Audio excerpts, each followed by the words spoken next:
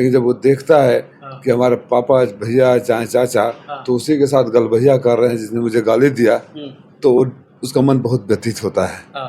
बिल्कुल यही हाल है भारतीय जनता पार्टी के कार्यकर्ताओं का। प्रधानमंत्री जी, गृह मंत्री जी, माननीय मुख्यमंत्री जी, रक्षा मंत्री जी, मैं ये कह रहा हूँ कि अगर राष्ट्रपति जी को भी बुला लेंगे तब भी उनकी जमानत जब्त होगी। जैसी करनी वैसी भरनी, जनता उनको जवाब देने का मन बना लिया है। इससे ज्यादा हल्कापन, छोटापन और घटियापन क्या हो सकता है।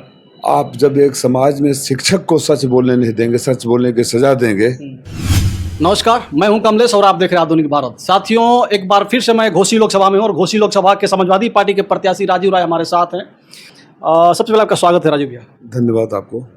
क्या कहेंगे, चुनाव काफी नजदीक आ गया है और बड़े बड़े नेताओं का यहाँ आगमन होना चालू हो गया है। क्या लग रहा है, कितना बदलाव होगा बड़े बड़े नेताओं के आने के बाद?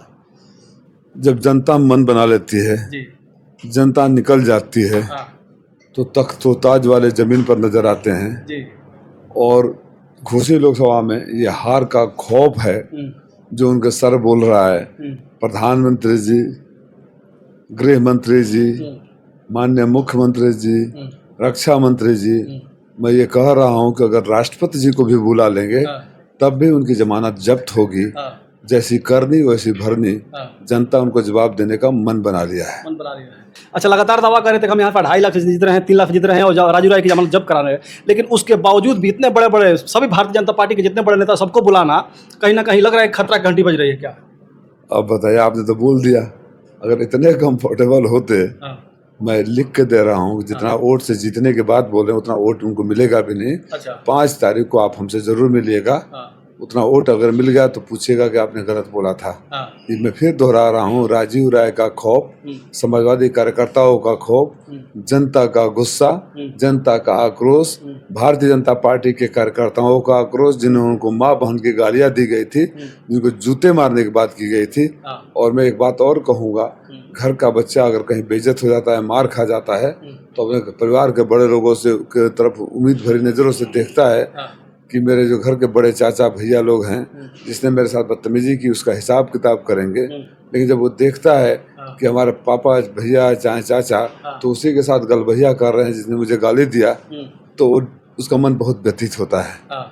बिल्कुल यही हाल है भारतीय जनता पार्टी के कार्यकर्ताओं का। उन्हें ये उम्मीद थी कि उनके सम्मान की रक्षा उनके नेता करेंगे, लेकिन जब वो देखेंगे कि जिसने गाली दिया उसी को बगल में खड़ा कराकर उसके लिए वोट की अपील की जा रही है, तो उनका गुस्सा और 7वें आसमान पर पहुंचेगा और उसकी परिणति 1 जून को ईवीएम मशीन में दिखाई देगा।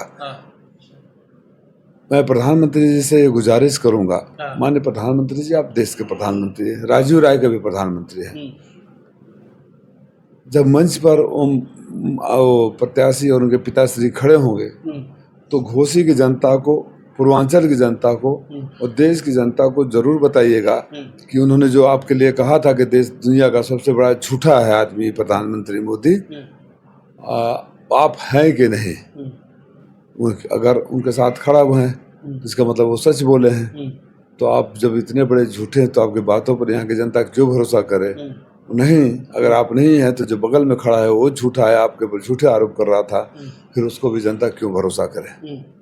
इस बात का जवाब, इस बात के अपेक्षा मैं प्रधानमंत्री जी से करता हूं और घोसी के लाखों लोग कर रहे हैं।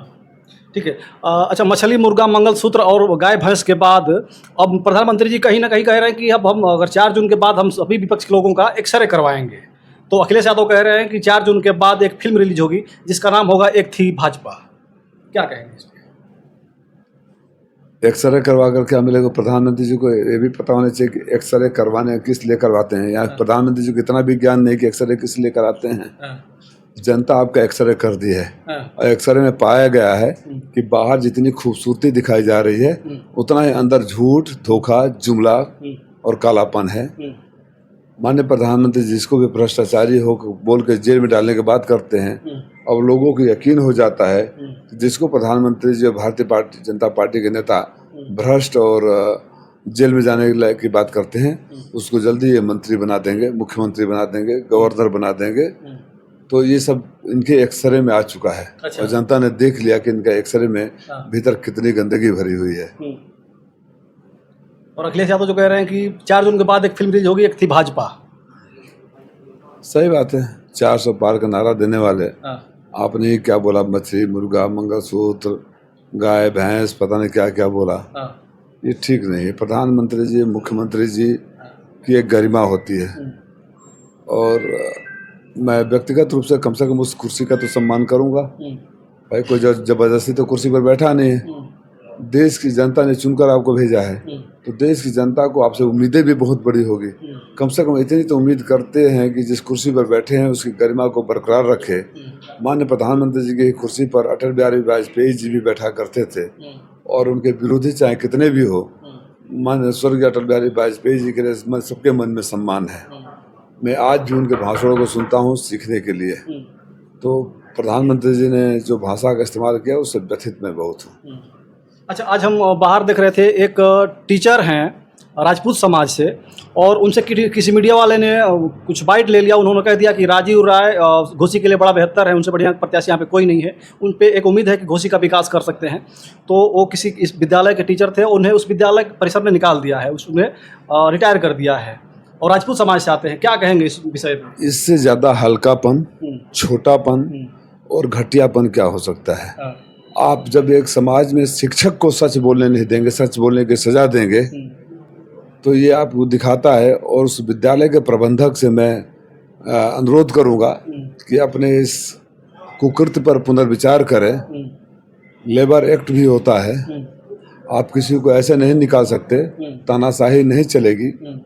और मैं राजपूत समाज हो या शिक्षक समाज हो, जो शिक्षक होता है पथ प्रदर्शक होता है, ठीक है।